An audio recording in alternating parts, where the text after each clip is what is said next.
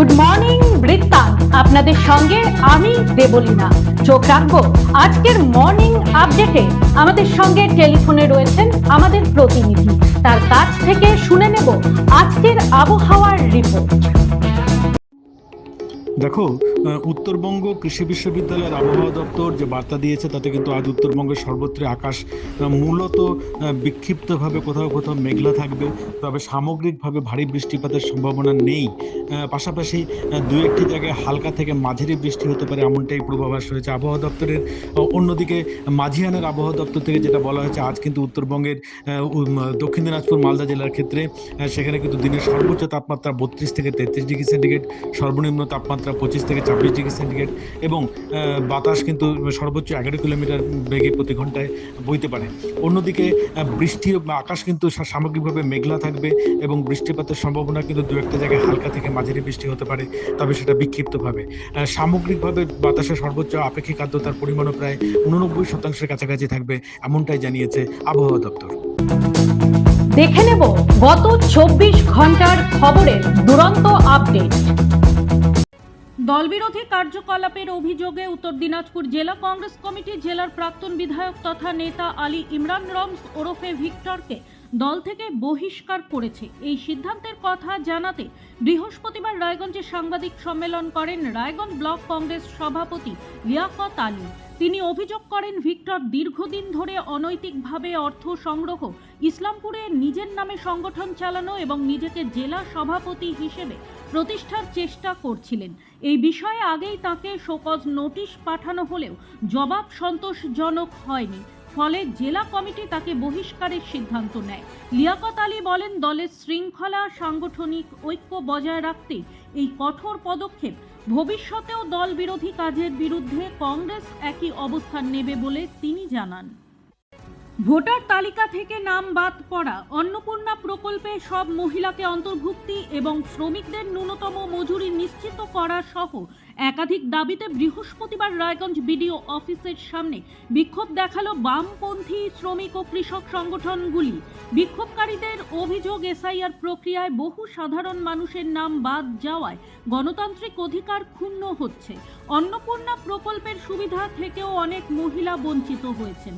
সারা ভারত কৃষক সভার উত্তর দিনাজপুর জেলা সহ সম্পাদক উত্তম পাল বলেন, সামাজিক সুরক্ষা ও ন্যায্য মজুরি নিশ্চিত করতে সরকারকে দ্রুত পদক্ষেপ নিতে হবে।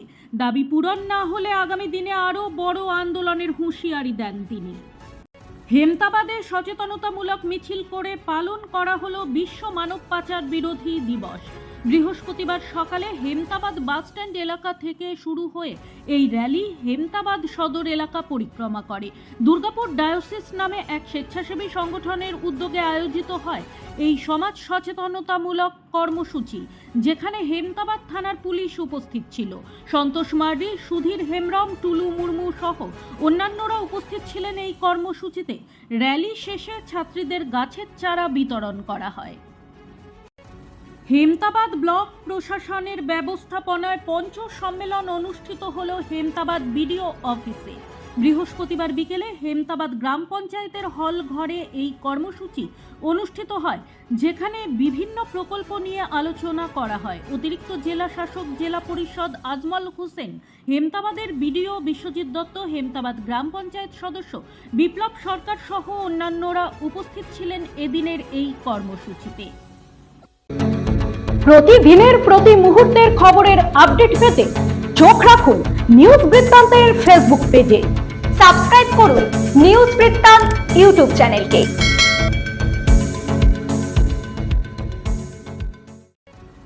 রায়গঞ্জের সুদর্শনপুর সারদা শিশুতীর্থ প্রাঙ্গণে বৃহস্পতিবার বিকেলে রাষ্ট্র রক্ষা পদযাত্রা কর্মসূচির আয়োজন করা হয়।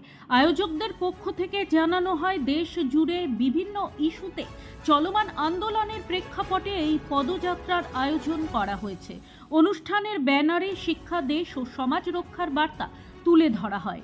অনুষ্ঠানে প্রধান বক্তা হিসেবে উপস্থিত ছিলেন রায়গঞ্জ বিশ্ববিদ্যালয়ের অধ্যাপক দেবাশিস বিশ্বাস।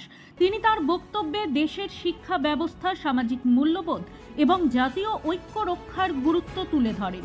পাশাপাশি তিনি শিক্ষার্থীদের সচেতন নাগরিক হিসেবে গড়ে ওঠার আহ্বান জানান এবং গণতান্ত্রিক পরিসরে শান্তিপূর্ণ ও গঠনমূলক জনমতের গুরুত্বের ওপর জোর দেন। পদযাত্রায় অংশগ্রহণকারীরা জাতীয় স্বার্থ, শিক্ষা ও সামাজিক সম্প্রীতি রক্ষার দাবিতে বিভিন্ন স্লোগান দেন।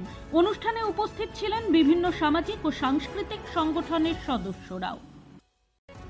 বৃহস্পতিবার জলপাইগুড়ি কোতোয়ালি থানা এলাকা উত্তপ্ত হয়ে ওঠে। তৃণমূল নেতা কৃষ্ণ দাসের মেয়ে ও জেলা পরিষদের শিক্ষা কর্মাধ্যক্ষ প্রণয়িতা দাসকে ঘিরে বিক্ষোভ দেখান একদল মহিলা।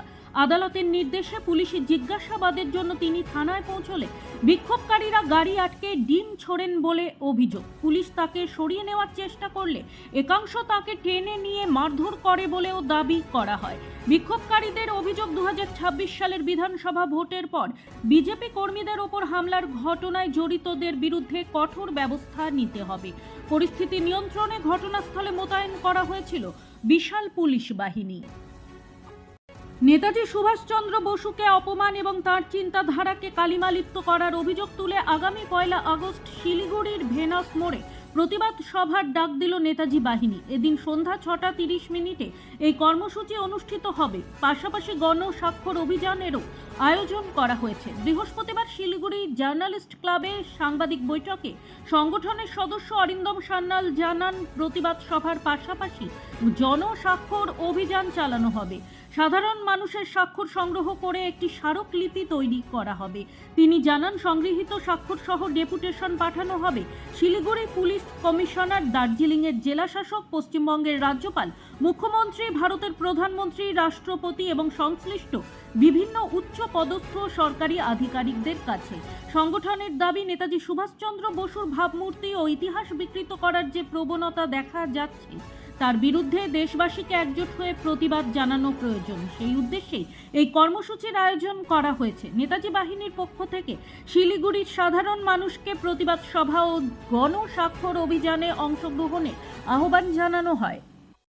একটি ফোন কলেই মিলল হারিয়ে যাওয়া ল্যাপটপ সহ গুরুত্বপূর্ণ ব্যাগ। শিলিগুড়ির ট্রাফিক পুলিশের দ্রুত পদক্ষেপ ও তৎপরতায় স্বস্তির নিঃশ্বাস ফেললেন দিল্লির বাসিন্দা সায়ন্তন পাল ও তার স্ত্রী অনিন্দিতা বর্মন। জানা গিয়েছে, আলিপুরদুয়ারে শ্বশুরবাড়িতে বেড়াতে এসেছিলেন সায়ন্তন পাল ও অনিন্দিতা বর্মন। সেখান থেকে দিল্লি ফেরার উদ্দেশ্যে তারা আলিপুরদুয়ার থেকে একটি বাসে যাত্রা শুরু করেন।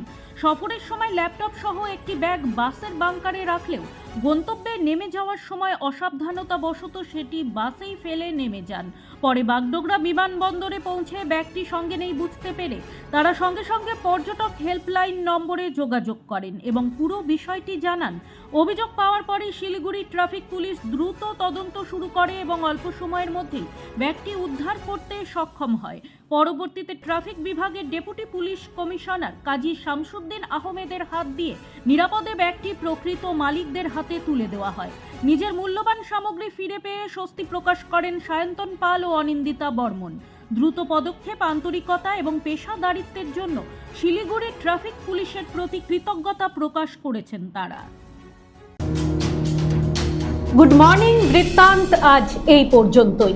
ঘরে বাইরে খবরে থাকুন, চোখ রাখুন নিউজ বৃত্তান্তে। নিউজ বৃত্তান্ত, হলুদ নয়, স্বচ্ছ।